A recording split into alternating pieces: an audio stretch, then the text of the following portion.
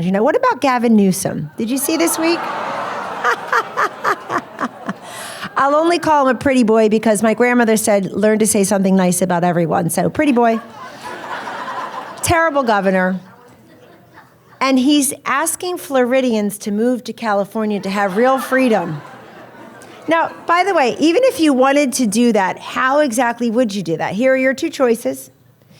Would you sit at the airport where Pete Buttigieg, Secretary of Transportation's flights get canceled again and again and again on your way to California? Or would you load up $5 a gallon gasoline and drive the 2,000 miles? It's such a silly ploy, but it's exactly that. Gavin Newsom reminds me of the Never Trumpers. What do they need in the phrase? Trump. Can't live without him. Trump derangement syndrome is real. Trump. How's the weather? Trump. What'd you have for lunch? Trump. You had Trump for lunch? Wow. What's bothered, Trump? What's your favorite four-letter word? Trump. And that's Gavin Newsom. He can't be relevant. He can't get good national press unless he takes on Governor Ron DeSantis and makes it relevant. But that's how arrogant the left has become. And that's how done they are with Joe Biden and Kamala Harris already. They're cutting them loose. Just this week, you saw it happen. Just this week, Hollywood, big tech. They're in a fight with Jeff Bezos and Elon Musk. You're not going to win that fight about gas prices of all things and about freedom. The Democratic Party, other candidates. It's so bad for Biden and Harris right now that you have governors of high tax, high regulation states like Newsom in California and J.B. Pritzker, not a bright man, in Illinois. No, I met him at the White House. He's not a bright man. In Illinois, thinking they should run for 2024. Yep, I'm looking at it. Look at it, 2024. I mean, Father, maybe they have one of those calendars that goes into the next 3 years that they're looking at 2024. But seriously speaking, I mean, this party, the Democratic Party, youth, energy, the future. Really?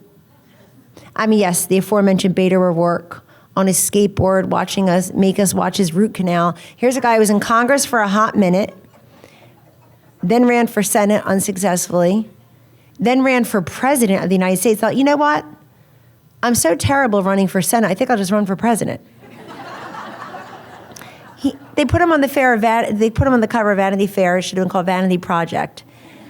Those editions were still on the newsstand when he dropped out of the race. And now he's running for governor. I say this to you because Beto O'Rourke, Kamala Harris, Cory Booker, Michael Bennet, who? Vulnerable senator in Colorado. Seth Moulton, who? I think he's a Navy SEAL, is a congressman from Massachusetts, ran for president. You don't even know all these people ran for president. All these people ran for president. You know what they have in common? Including Kamala? 0 electoral votes, 0. The Democratic Party didn't want these people. How did we get stuck with them? How did we get stuck with her? But don't forget, the party of youth and energy and future ended up with Joe Biden. They have a bunch of octogenarians running their party. Nancy Pelosi, Chuck Schumer, Bernie Sanders, Joe Biden. But they're for youth and energy in the future. Just ask them. Just ask them. And it's like anything else. When somebody shows you who they are, believe them the first time. And that's who they are. Now, Joe Biden, I mean, he had to beat 20, but I think there were 25 or 26 Democrats running for president. Saying, yeah. And they had everything, didn't they? They had everything. They had black woman, African-American man, Hispanic man, Castro. They had, that's his name. They're twins, Joaquin and Julio. They're twins, but one of them ran for president, got 0 electoral votes. They had Eric Swalwell and his connection to China. They had one of everything. They had an American Samoa. That's Tulsi Gabbard, not Elizabeth Warren, by the way. Speak of Elizabeth Warren, they had the female socialist, they had the male socialist. They had the first openly gay man who's actually ruined himself by going into the Biden cabinet. That man, Pete Buttigieg, speaks 8 languages, none of which make any sense to anybody when he talks about electric cars and the fact that when your flight is canceled, it's not that bad. I mean, they literally asked me the other day, what are you doing about all these canceled flights? He's like, it's only 2%. Well, if it's yours, it's 100%. So I'm glad he ruined himself. They had everything.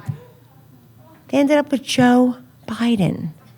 The Democratic Party is in complete shambles. Voters of color are realigning with the Republican Party. Yes. 60 years after we had bigoted Democratic governors in the South, standing in the schoolhouse door, refusing to let kids of color in, we have bigoted Democrats all across this country, refusing to let kids of all backgrounds out of these failing schools and going and accessing an education that is quality, affordable, and worthy of their dignity and humanity. At the very least, we should be able to guarantee that.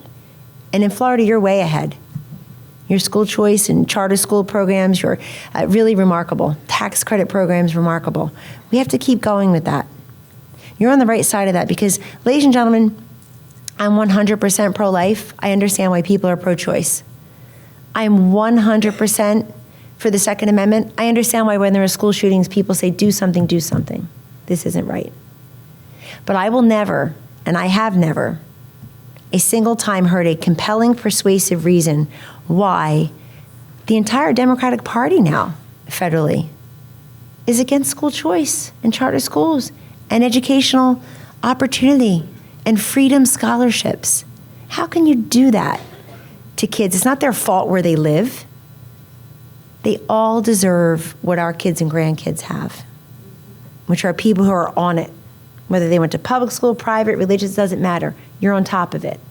You're going to make sure that they are accessing that education that's worthy of their dignity.